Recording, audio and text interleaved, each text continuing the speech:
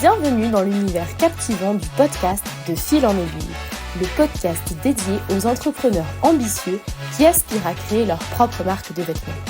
Je suis Maëlys, membre de l'atelier JRH, et chaque semaine, seule ou avec mon équipe, je vous partage les clés essentielles qui vous guideront dans la création de votre propre marque de vêtements. Alors, prêt à tirer votre épingle du jeu ?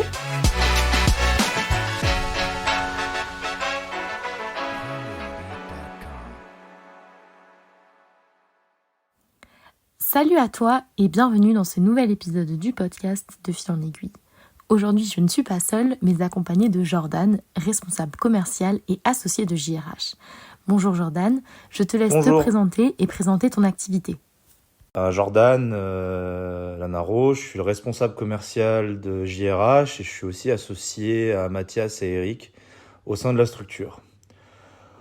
Mon rôle de commercial au sein de la structure, il est assez simple, c'est l'accompagnement des clients, respecter le cahier des charges, faire le reporting des doléances du client auprès des collaborateurs afin de monter le dossier le plus complet possible afin de pouvoir répondre au mieux aux attentes du client.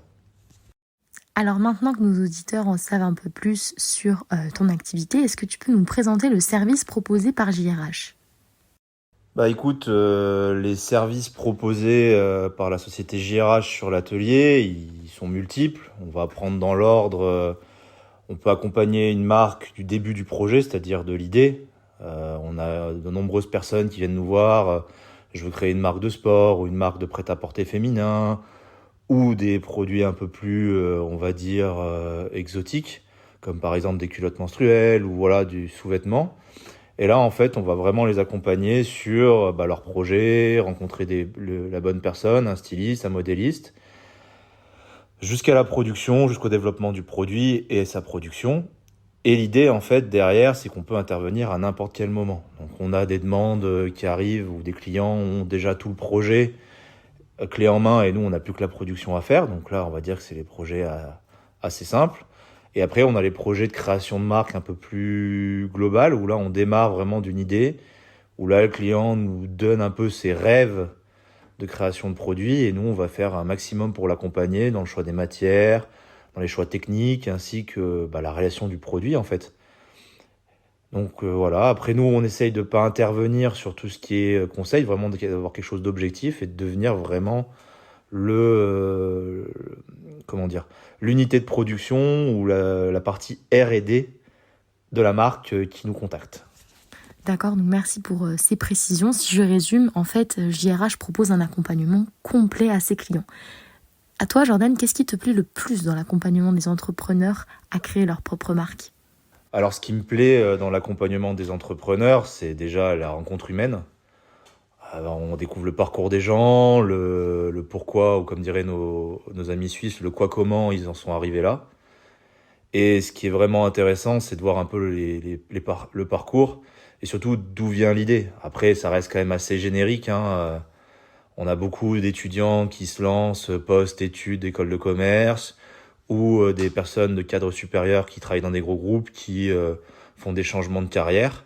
Et des fois, on tombe vraiment sur des projets palpitant, voilà, sur un produit révolutionnaire. Ça me fait penser à un produit où un groupe d'étudiants avait pensé à une parka complète qui se transformait en duvet pour des SDF.